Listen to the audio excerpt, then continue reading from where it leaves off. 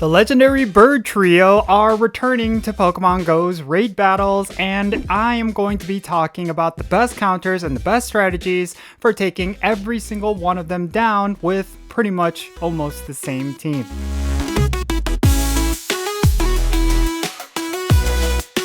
Hey, how's it going everyone? Jinsula here with a brand new Pokemon Go video. I hope your day is going really well, and let's get right into it. So the OG legendary raid bosses are now coming back to Pokemon Go, and this is essentially to kick off the new season, but also the anniversary for Pokemon Go and the Pokemon franchise. When it comes to legendary Pokemon, there are essentially a lot of iconic Pokemon, but I would make the argument that Articuno, Zapdos, and Moltres are some of the most iconic when it comes to Pokemon's legendaries. And now that they are back in raid battles, you will need to know how to take them down, because probably since the last time we've seen them in raids, the counters have actually changed. The top counters are now some Pokemon that you probably did not expect. And yeah, you could potentially just run with the same team to go up against all three of them.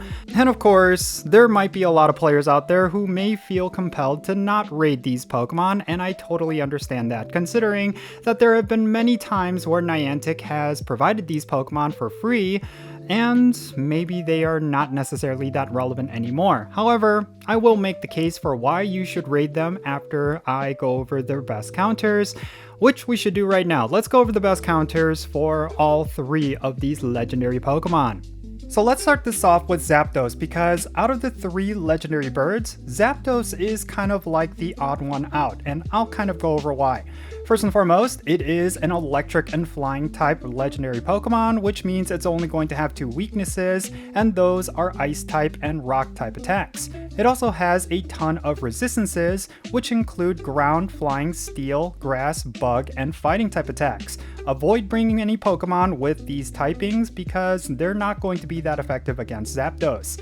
Now, if you want to get perfect IVs, you will want to get one that is 2015, and if it's weather boosted, it's going to be 2519. Zapdos is going to be weather boosted by rainy weather as well as windy weather.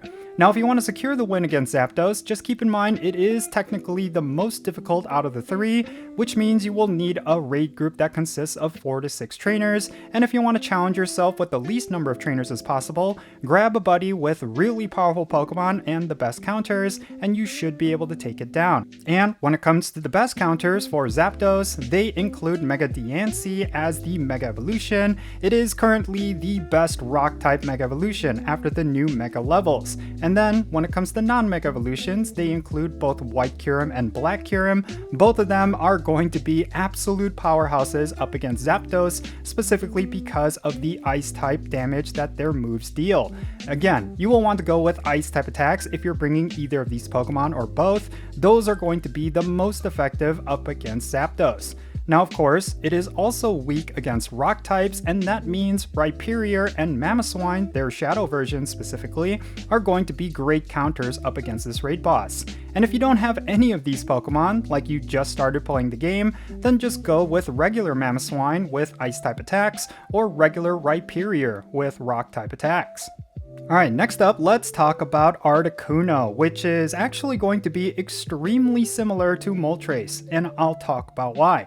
First and foremost, Articuno is an ice and flying type legendary Pokemon, which gives it a double weakness to rock types as well as regular weaknesses to electric, fire, and steel type attacks. It's also going to be double resistant to grass and bug type attacks, and also resistant to ground type attacks. Avoid bringing any Pokemon with moves of these typings. And then when it comes to perfect IVs, Articuno is going to be 1743, and then if it's weather boosted, it's going to be 2179. And Articuno is weather boosted by snowy weather and windy weather. If you want to secure the win against Articuno, it is definitely going to be easier than Zapdos, but it is going to be a little bit harder than Moltres, and I'll go over that later. When it comes to securing the win, you will need a raid group that consists of 3 to 5 trainers, and if you want to challenge yourself, you could duo this raid boss, but that duo raid is going to be much easier than a duo Zapdos raid. And you will want to bring the best counters, which include Mega Diancie once again, but also Mega Tyranitar is a good option, even without the new Super Max levels. And when it comes to rock types, these are the 3 that are going to be the best. They include Shadow Rampardos with Rock-type attacks, Shadow Rhyperior with Rock-type attacks, as well as Shadow Tyranitar with Rock-type attacks. And this also means that the budget counters for Articuno are going to be the non-Shadow versions of these Pokemon. Make sure you bring them if you do not have Shadow Pokemon at your arsenal. Alright, and finally this leaves us with Moltres, and as you can see, it is pretty much identical to Articuno when it comes to the best counters. Moltres is going to be a fire and flying type Pokemon, and it's going to be doubly weak against rock type attacks, and also weak against electric and water type attacks. It also has a lot of resistances, some of which it will double resist, and these include fairy, fighting, ground, fire, and steel type attacks, and it also has a resistance against bug and grass type attacks. Obviously, you will want to avoid bringing any Pokemon with these typings for moves because they're going to be extremely inefficient against Moltres. And if you want perfect IVs for Moltres, you will want to look for one that is 1980, and if it's weather boosted, it's going to be 2475. And Moltres is going to be weather boosted by sunny or clear weather, as well as windy weather. Pretty much all three of these legendary Pokemon are going to be weather boosted by windy weather, so if you want a weather boosted version of all three of them, then make sure you go out and raid when it is windy outside. Now, if you want to secure the win against Moltres, you just need a group that consists of 3 to 5 trainers, and if you have the absolute best of the best versions of the best counters, you can solo Moltres, but it will be quite difficult. So that is also something you should consider. This is a super easy raid boss out of the 3, but for one reason or another, it could actually be the most useful, mainly because Moltres is a very powerful flying type Pokemon, and it's also still considered a good fire type Pokemon as well.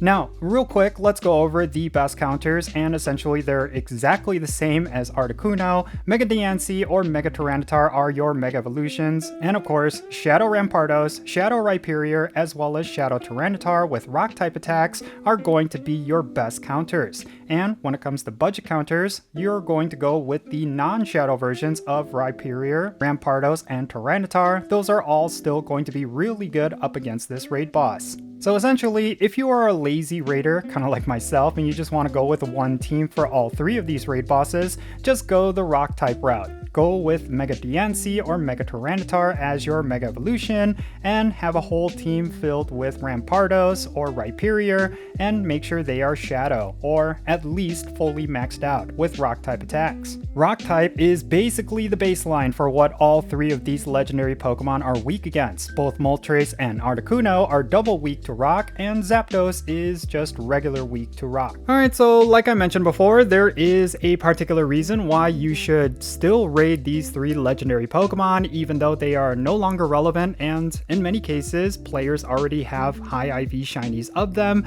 It is mainly because of the Galarian versions of them. Yes, you can get the Galarian versions of Zapdos, Articuno, and Moltres pretty much anytime through the Daily Adventure Incense, and they also share the same candies of their Kanto versions. That is something that a lot of players tend to forget. So when it comes to Moltres, for example, it is actually a really decent Pokemon for the Great League and the Ultra League.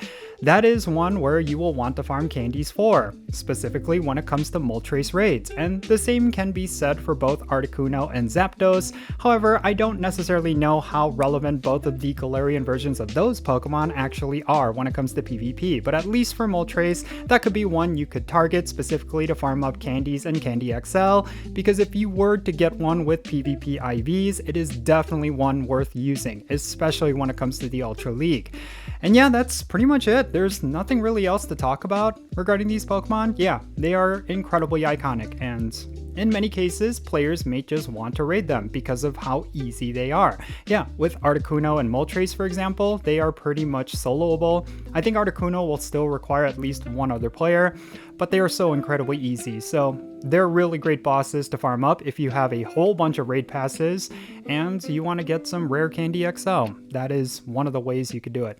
So yeah, that's really all I have to say, I guess. Definitely share your thoughts regarding these raid bosses in the comments down below. Are you excited for their return? Are you going to be going out and raiding for these Pokemon?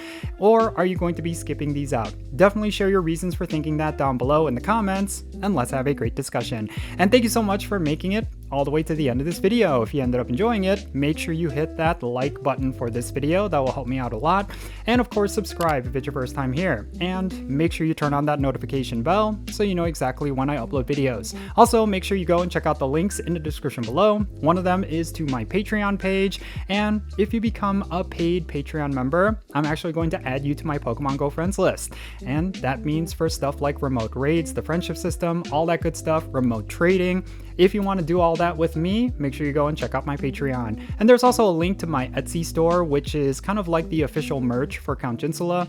If you want to get something with a theme of anime or K-pop, make sure you go and check it out. Those are my two biggest passions, and I'm creating a lot of shirts and cool things related to those. So yeah, that's all going to be in the description below, and hopefully you'll get something. It will be really cool. Anyway, that's going to be it for this video. I'm Count Jinsula. Be safe, have fun, love yourself today, and I'll catch you in the next video.